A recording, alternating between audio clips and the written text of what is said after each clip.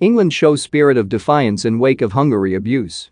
Raheem Sterling again made the difference for England, scoring one and creating another to silence Hungary's fans in Budapest.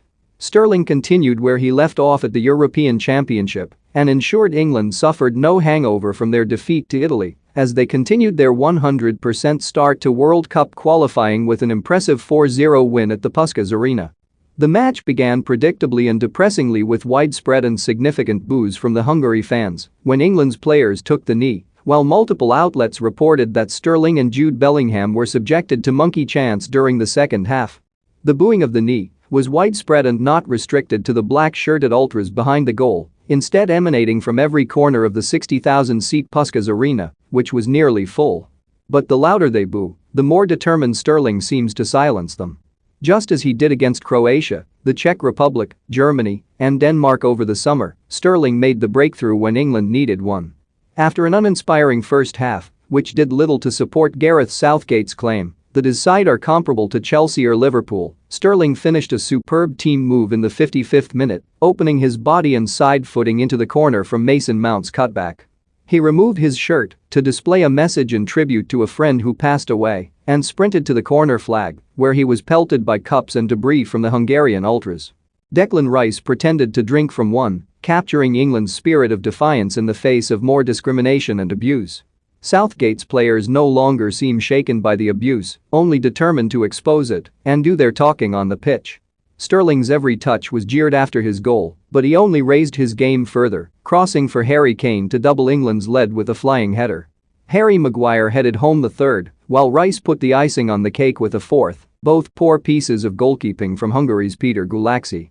If Hungary did subject England's players to monkey chants, as reported, the fallout will be significant, and it will raise serious questions about why they were allowed by FIFA to have a full stadium when they have been ordered to play their next two UEFA matches behind closed doors after homophobic and racism incidents at the Euros. Racism inevitably felt like the talking point again, although the response of England and particularly Sterling was significant.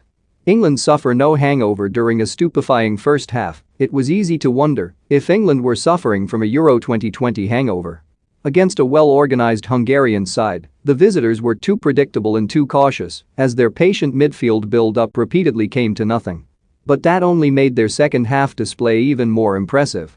Southgate's side simply went up a gear and blew Hungary away in a devastating 15-minute spell when they scored 3 goals.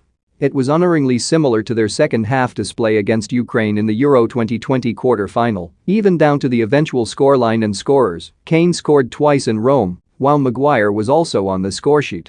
Kane should have opened the scoring before Sterling struck, uncharacteristically firing a one-on-one straight at Gulaxi. But once Sterling made the breakthrough, there was no looking back for Southgate's side, who showed this summer was no fluke. This was England's hardest qualifier on paper, but they made it look like a breeze, justifying Southgate's pre-match talk of wanting to win the World Cup in Qatar. After a summer spent enjoying home comforts, the victory was particularly impressive for coming in a hostile atmosphere in front of nearly 60,000 supporters and with no away fans permitted. That, and the behavior of some Hungarian fans, will have made this win all the sweeter. Kane shrugs off miss to get season started. Kane got his season up and running with England's second goal on the night, a fine flying header from Sterling's deflected cross. Minutes before, Kane uncharacteristically missed a one-on-one with the goalkeeper, appearing to scuff his shot when clean through from Kyle Walker's fine pass. It was a miss that suggested Kane was still suffering from his delayed return to pre-season, but, typically, he shrugged it off with a poacher's finish. After his disrupted and somewhat chaotic start to the season, this was a reminder of what Kane does best and should give him lift-off for the campaign, 2 goals for Tottenham in the Europa Conference League notwithstanding. For Manchester